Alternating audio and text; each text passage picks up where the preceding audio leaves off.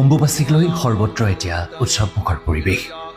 ভাৰতবৰ্ষৰ বিভিন্ন প্ৰান্তৰ তথা বহিৰাষ্ট্ৰৰো বহু ভক্ত পৰ্যটকে ইতিমধ্যে ভিৰ কৰিছেহি অম্বুবাচী মহাযুগৰ পবিত্ৰতাৰ সাক্ষী হ'বলৈ।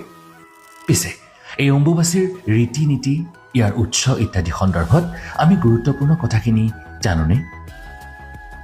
অম্বুবাচীৰ অম্বু শব্দৰ অৰ্থ হৈছে পানী আৰু বাচি মানে হ'ল সূচনা।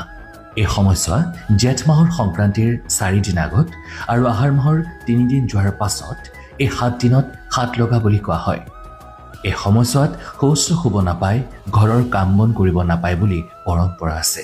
এই নিয়ম আগৰে পৰাই চলি আহিছে। এতিয়াও হাতৰ পূজা কৰা হয়। এই সময়ছোৱাত দেৱীৰ পৃথিৱীত মিথুন ৰাশিত সূৰ্যৰ আদ্য নক্ষত্ৰৰ লগত সংযোগ হোৱাৰ লগে লগে দেৱী ৰজস্বলা হোৱা বুলি মান্যতা আছে।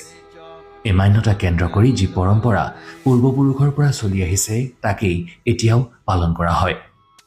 এই বৰ্ষত 22 জুন অৰ্থাৎ কাইলৈ দিনৰ 2:56 অম্বুবাচী মহাযুগৰ প্ৰবৃত্তি হ'ব আৰু প্ৰবৃত্তিৰ লগে লগেই মাৰ গৃহ বন্ধ কৰি দিয়া হ'ব। পৰম্পৰা অনুসৰি 3 দিনলৈ অৰ্থাৎ 23, 24 আৰু 25 জুনলৈ দুৱাৰ বন্ধ থাকিব। 25 তাৰিখে শেষ ৰাতি 3 বজাত নিবৃত্তি হ'ব আৰু 26 তাৰিখে ৰাতিপুৱা স্নান পৰ্ব সমাপনৰ পাছত পূজা হ'ব। তাৰ পাছত দৰ্শনৰ বাবে মুকলি কৰি দিয়া হ'ব মাৰ দুৱাৰ।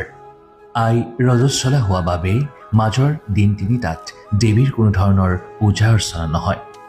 এই সময়খিনিত কল, আম, কঁঠাল আদি মালৈ আগবঢ়াই দিয়া হয়। মাৰ ভক্তসকলেও এই সময়খিনিত কোনো ধৰণৰ অন্ন গ্ৰহণ নকৰে আৰু ধ্যানত ব্ৰতী হয়। চতুৰ্থ দিনা স্নান কৰাৰ পাছতহে ভক্তসকলে আহাৰ গ্ৰহণ কৰে।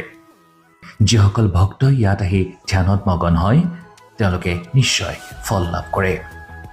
মা কামাখ্যাই আপোনাৰ সকলো মনোবাঞ্ছা পূৰণ কৰক।